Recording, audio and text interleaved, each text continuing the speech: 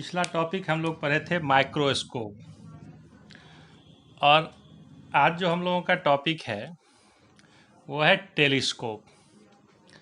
हम लोग थोड़ा बहुत बात किए भी थे कि टेलीस्कोप क्या है।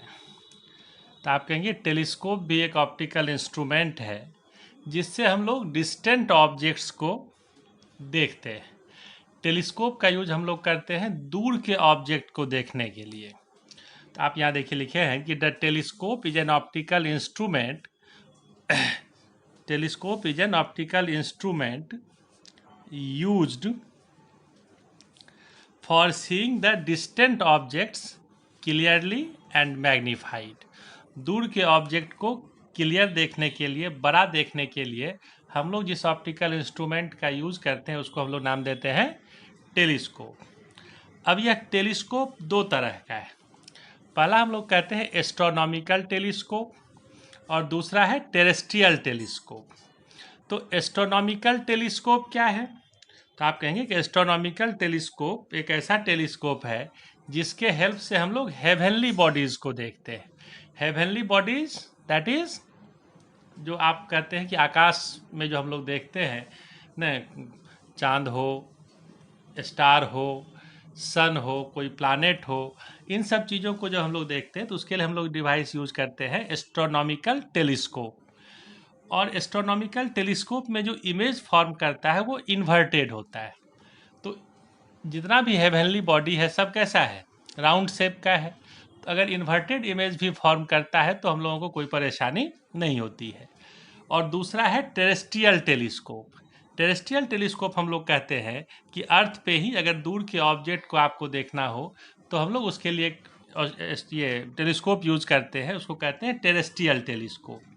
तो टेरेस्ट्रियल टेलीस्कोप में ये नेसेसरी है कि जो इमेज फॉर्म करे वो इरेक्ट हो। जैसे मान लीजिए बहुत दूर में कोई आदमी जा रहा है और हम उसको टेलीस्कोप के हेल्प से थोड़ा स्पष्ट देखना चाहते हैं कि कौन जा रहा है। अब उसका इमेज अगर इन्वर्टेड फॉर्म करेगा तो अच्छा लगेगा क्या? नहीं। तो आप कहेंगे कि इसके लिए हम लोग इरेक्ट इमेज फॉर्म करते हैं। ऐसे हम लोगों के सिलेबस में जो टेलीस्कोप हम लोगों को पढ़ना है वो है एस्ट्रोनॉमिकल टेलीस्कोप। कौन सा टेलीस्कोप पढ़ना है? Astronomical telescope. तो हम लोग फोकस करेंगे अब एस्ट्रोनॉमिकल टेलीस्कोप पे। तो हम लोग अपने सिलेबस में जो टेलीस्कोप पढ़ेंगे वो कौन सा है? Astronomical telescope. तो अब गौर कीजिए, हम लोग अभी बात किए an astronomical telescope is use to see the heavenly bodies. अब इसको हम लोग कैसे फॉर्म करेंगे, बनाएंगे कैसे? तो जिस तरह से आप माइक्रोस्कोप में देखते थे कि दो लेंस को एक हम लोग मेटल ट्यूब में कोएक्सियली फिक्स करते थे, उसी तरह से एस्ट्रोनॉमिकल टेलीस्कोप भी क्या है? ये भी दो लेंस का एक सिस्टम है। तो an astronomical telescope consists of a two lens system. The lens towards object is of large focal length and large aperture called objective lens. यही सब याद रखना है कि माइक्रोस्कोप में जो ऑब्जेक्टिव लेंस होता था उसका फोकल लेंथ कम होता था, एपर्चर छोटा होता था, लेकिन टेलीस्कोप में यह जस्ट उल्टा हो गया। तो आप इसी से पहचानेंगे कि अगर कोई आपको कह दे कि देखिए कि यह एक ऑप्टिकल इंस्ट्रूमेंट है और इसका जो ऑब्जेक्टिव है उसका फोकल लेंथ बड़ा है, तो आप समझ लेंगे कि ये क्या है? तो टेलीस्कोप है। तो इसको हम लोग कहें objective lens. The lens towards eye is of a small focal length and a small aperture called eye piece. जो लेंस आई की ओर होगा उसको हम लोग क्या नाम देते हैं? Eyepiece. और इसका फोकल लेंथ और एपर्चर स्मॉल होता है। The objective and eyepiece are mounted coaxially in a metallic tube free to slide along the principal axis. ये जो ऑब्जेक्टिव और आई पीस है इसको कहाँ रखते हैं? तो एक मेटेलिक ट्यूब लेते हैं और उसमें इसको हम लोग रखते हैं और वो फिर कोएक्सियली है और वो प्रिंसिपल एक्सिस के आगे पीछे स्लाइड कर सकता है। तो ये हुआ, इसको हम लोग कैसे कंस्ट्रक्ट किए। अब इसमें देखिए कि दो अलग अलग कंडीशन है। पहला कंडीशन है नॉर्मल एडजस्टमेंट। देखिए पहला कंडीशन है कि when the final image is formed at infinity. तो जब फाइनल इमेज इन्फिनिटी पे फॉर्म करता है तो टेलीस्कोप के इस एडजस्टमेंट को हम लोग नाम देते हैं नॉर्मल एडजस्टमेंट। ये ध्यान में रखना है। नॉर्मल एडजस्टमेंट किसको कहेंगे? आप कहेंगे कि टेलीस्कोप में ऑब्जेक्ट तो ऑलरेडी बहुत दूर है, इन्फिनिटी पे है, तो इन्फिनिटी पे किसी ऑब्जेक्ट का इमेज भी अगर इन्फिनिटी पे ही फॉर्म करे जो कि मैग्नीफाइड हो, तो आप कहेंगे कि ये टेलीस्कोप का जो एडजस्टमेंट है ये कैसा है, नॉर्मल एडजस्टमेंट है। दैट इज इमेज कहाँ फॉर्म करेगा, इन्फिनिटी पे। तो अब देखिए इसको हम लोग कैसे एक्सप्लेन करेंगे, तो आप कहेंगे कि when A parallel beam of light rays from a distant object falls on the objective, object कहाँ पे है, लार्ज डिस्टेंस पे है, तो वहाँ से अगर कोई parallel beam of light objective पे स्ट्राइक किया, its real and inverted image is formed on the principal focus of objective.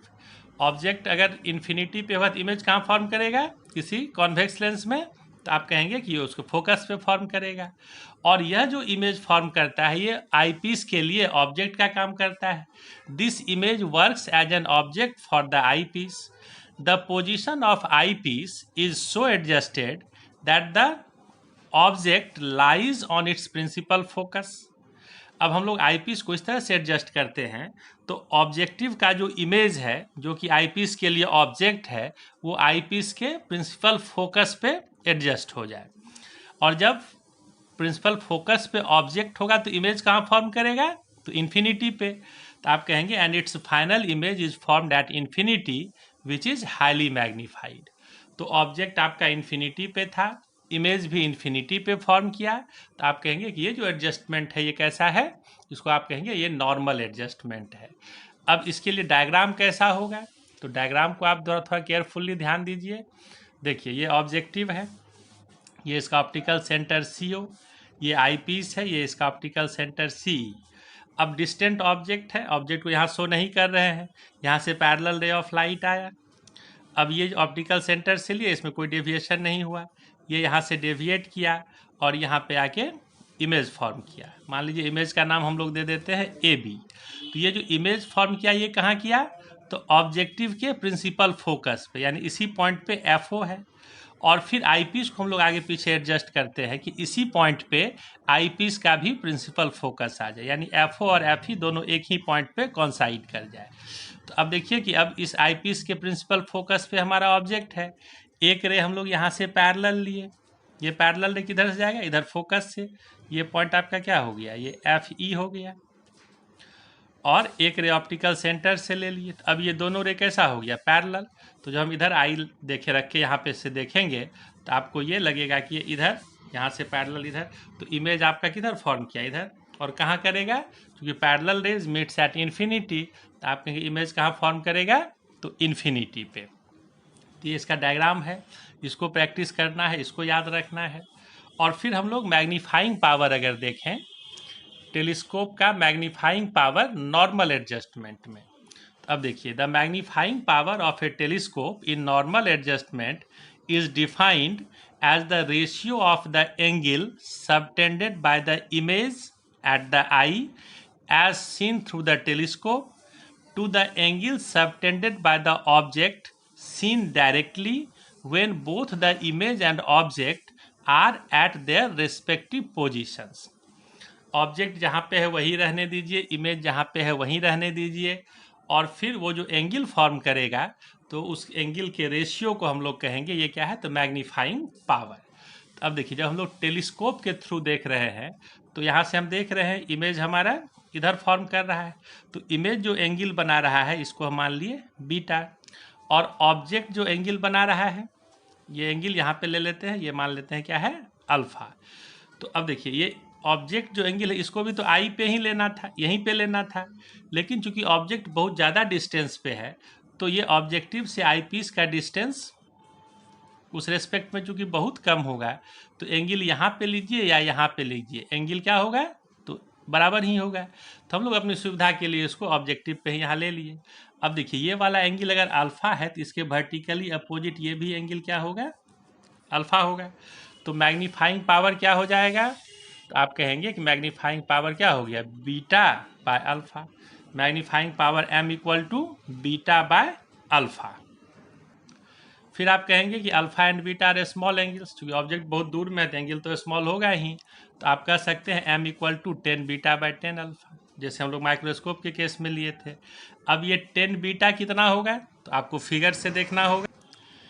10 beta अगर आप देखेंगे तो 10 बीटा इस एंगल के लिए 10 बीटा इक्वल टू क्या हो जाएगा, AB bye A C E. Tan beta क्या होगा, ए बी बाय ए सी ई, और टेन अल्फा क्या हो जाएगा, तो आप कहेंगे ए बी बाय ए सी ओ। तो आप कहेंगे कि क्या हो गया, तो m equal to tan beta के बदले A B by A C, tan alpha के बदले कर दिए ए बी बाय ए सी ओ। तो m इक्वल टू क्या हो गया, अब देखिए ये ए बी कैंसिल, ए सी ओ ऊपर आ गया, तो m equal to A C O by A C E. अब देखिए तो ए सी ओ क्या है, फिगर से देखिए ए सी ओ ये ऑब्जेक्टिव का फोकल लेंथ है, और ए सी ये आई पीस का फोकल लेंथ है। हालांकि हम इस साइड में ले लिए हैं तो इसको माइनस में लेंगे, तो एफ ओ प्लस में और एफ ई माइनस में क्या हो जाएगा, तो आप कहेंगे ए सी ओ के बदले एफ ओ, ए सी के बदले माइनस एफ ई, तो M equal to minus F O by F E. तो नॉर्मल एडजस्टमेंट में किसी एस्ट्रोनॉमिकल टेलीस्कोप का मैग्नीफाइंग पावर क्या होगा, minus F O by F E. बहुत आसान है। तो इसमें अब एक क्वेश्चन ये भी एराइज होता है कि आपको पूछेगा कि किसी एस्ट्रोनॉमिकल टेलीस्कोप में फोकल लेंथ ऑब्जेक्टिव का ज़्यादा क्यों लेते हैं और आईपीस का फोकल लेंथ कम क्यों लेते हैं। आप देखिए यहीं से इसका आंसर मिल रहा है कि ऑब्जेक्टिव का फोकल लेंथ जितना ज़्यादा होगा मैग्नीफाइंग पावर उतना अधिक होगा, आईपीस का फोकल लेंथ जितना कम होगा मैग्नीफाइंग पावर उतना अधिक होगा। तो ज़्यादा से ज़्यादा मैग्नीफाइंग पावर प्रोड्यूस करने के लिए हम लोग ऑब्जेक्टिव के फोकल लेंथ को लार्ज लेते हैं और आईपीस के फोकल लेंथ को स्मॉल लेते हैं। और इसमें देखिए एक चीज़ और हम लोग यहाँ पे ध्यान में रखेंगे, लेंथ ऑफ टेलीस्कोप। तो लेंथ क्या होगा, जैसे माइक्रोस्कोप में कहे थे the separation between two lenses, तो ये क्या हो गया सी ओ सी। फिगर से आप देखिए तो सी ओ सी को हम लोग कह सकते हैं सी ओ ए प्लस ए सी। अब ये सी ओ ए क्या है, एफ ओ, और ए सी ई क्या है, एफ ई। तो आप कहेंगे L equal to F O plus F E. या आप ऐसा भी कह सकते हैं यहाँ पे जो एफ ओ है वही वी ओ भी है, इमेज जो फॉर्म कर रहा है फोकस पे कर रहा है, तो इसको हम लोग V O plus U E भी कह सकते हैं, जो कि हम लोग माइक्रोस्कोप में यूज़ किए थे। लेकिन टेलीस्कोप के केस में चूंकि हमको फोकल लेंथ अगर मालूम रहता है तो हम लोग इसी फार्मूला का यूज़ करेंगे। तो टेलीस्कोप नॉर्मल एडजस्टमेंट में magnifying power minus F O by F E, और length of the telescope F O plus F E, ये दो चीज़ याद रखना है।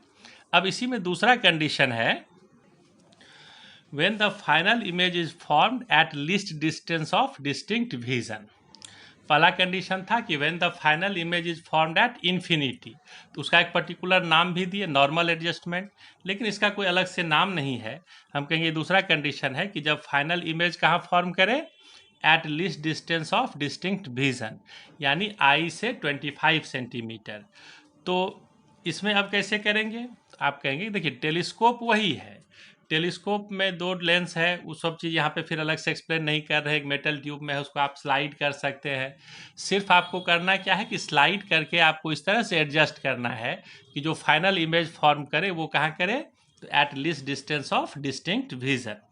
तो आपको अगर एग्जाम में पूछता है तो ये अलग अलग पूछ देता है, कह देता है आपको कि आप नॉर्मल एडजस्टमेंट के लिए डायग्राम बनाइए, उसका मैग्नीफाइंग पावर निकालिए, या कभी कह देगा कि final image least distance of distinct vision पे फॉर्म कर रहा है, उसके लिए आप डायग्राम बनाइए, उसका मैग्नीफाइंग पावर निकालिए।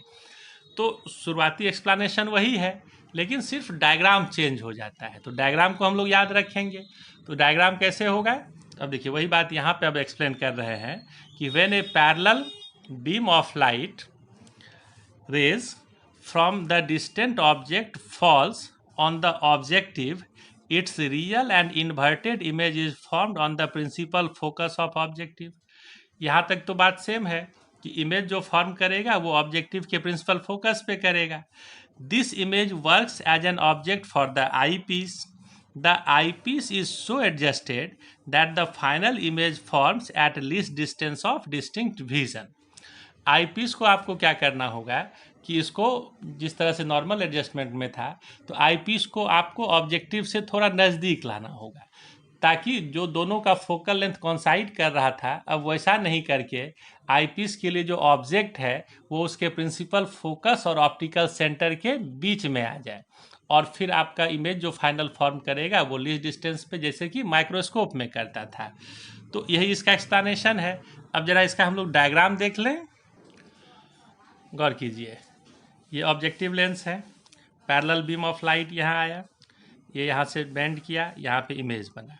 तो चूंकि ऑब्जेक्ट हमारा इन्फिनिटी पे है तो इमेज कहाँ फॉर्म किया, प्रिंसिपल फोकस पे। तो ये ए बी इमेज है ऑब्जेक्टिव का, और ये कहाँ फॉर्म कर रहा है, एफ ओ, यानी ऑब्जेक्टिव के प्रिंसिपल फोकस पे। अब आई पीस को थोड़ा हम लोग ऐसे एडजस्ट किए, और एडजस्ट इस तरह से किए कि इसका जो एफ ही जो पिछले केस में यहीं पे था वो थोड़ा सा अब इधर शिफ्ट हो जाए। तो अब जो ये ऑब्जेक्ट है आई पीस के लिए, ये प्रिंसिपल फोकस और ऑप्टिकल सेंटर के बीच में आ गया। तो अब तो हमारा इमेज लीस्ट डिस्टेंस पे फॉर्म कर सकता है। तो हम लोग इसको इस तरह से स्लाइड करते हैं कि फाइनल इमेज लीस्ट डिस्टेंस पे फॉर्म करे, यानी इमेज से ये जो आई है आपके ये लेंस है, इसका डिस्टेंस क्या हो, least distance of distinct vision D. तो यही डायग्राम है, एक रे यहाँ से पैरेलल लिए, एक रे ऑप्टिकल सेंटर से लिए, विदाउट डेविएशन गया, ये वाला रे यहाँ से डेविएट किया, दोनों आगे मीट करेगा नहीं, पीछे की ओर इसको बढ़ाएंगे तो यहाँ पे इमेज फॉर्म किया, तो इसका नाम रख दिए ए डैश बी डैश। तो ये डायग्राम याद रखना है। अब इसका मैग्नीफाइंग पावर, तो मैग्नीफाइंग पावर का डिफिनेशन वही है। इसमें भी क्या कहेंगे कि जब हम लोग ये देखेंगे कि आई, ये जो इमेज फॉर्म कर रहा है वो आई पे कितना एंगल बना रहा है जब टेलीस्कोप के हेल्प से देख रहे हैं, और जो ऑब्जेक्ट है वो कितना एंगल बना रहा है जब हम लोग इसको विदाउट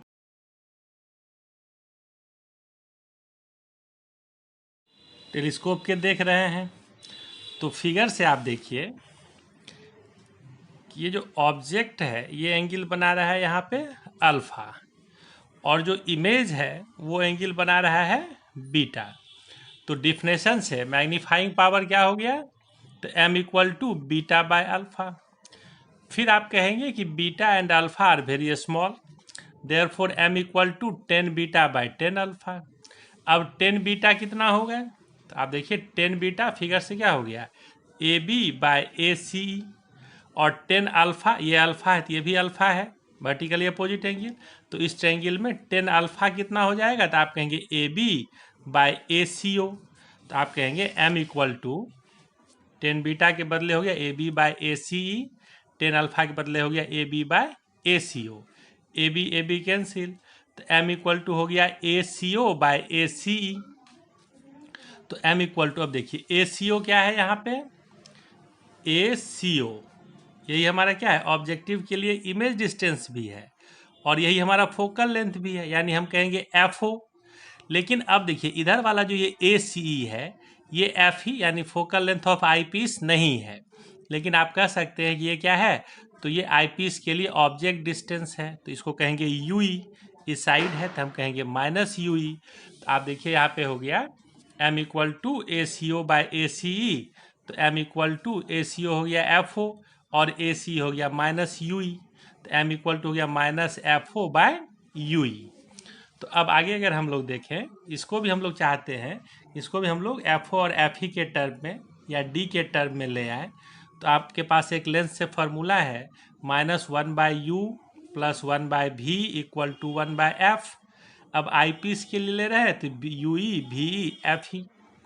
अब देखिए यहाँ पे जो हमारा एफ ओ तो ऑलरेडी है ही, यहाँ जो माइनस 1 बाय यू ई है इसको रिप्लेस करना है, इसीलिए इस फार्मूला का यूज कर रहे हैं। तो minus 1 by U E equal to, ये हो गया 1 बाय एफ ही, इसको इधर ले गए तो हो गया माइनस 1 बाय भी ई। तो 1 by U E minus sign के साथ ये क्या हो जाएगा, तो यहाँ पे आप कहेंगे, इस माइनस को भी आप छोड़ दीजिए, तो यहाँ पे आप कहेंगे कि 1 बाय एफ ही कॉमन ले लिए, तो यहाँ क्या हो गया 1। अब माइनस यहाँ पे हो गया एफ ही बाय भी, ये कैंसिल हो जाएगा, और चूंकि एफ ही इस फिगर में हम लोग एफ ही किधर ले रहे हैं, इधर हम लोग ले रहे हैं लेफ्ट साइड में, तो इसीलिए आप इस एफ ही को भी यहाँ पे क्या लेंगे माइनस में, डायरेक्ट लिख दिए। तो आप फिर आप कहेंगे कि ये जो भी है, भी कहाँ पे है, तो फाइनल इमेज फॉर्म कर रहा है eight least distance of distinct vision, तो आप कहेंगे कि भी किसके बराबर होगा, डी के बराबर।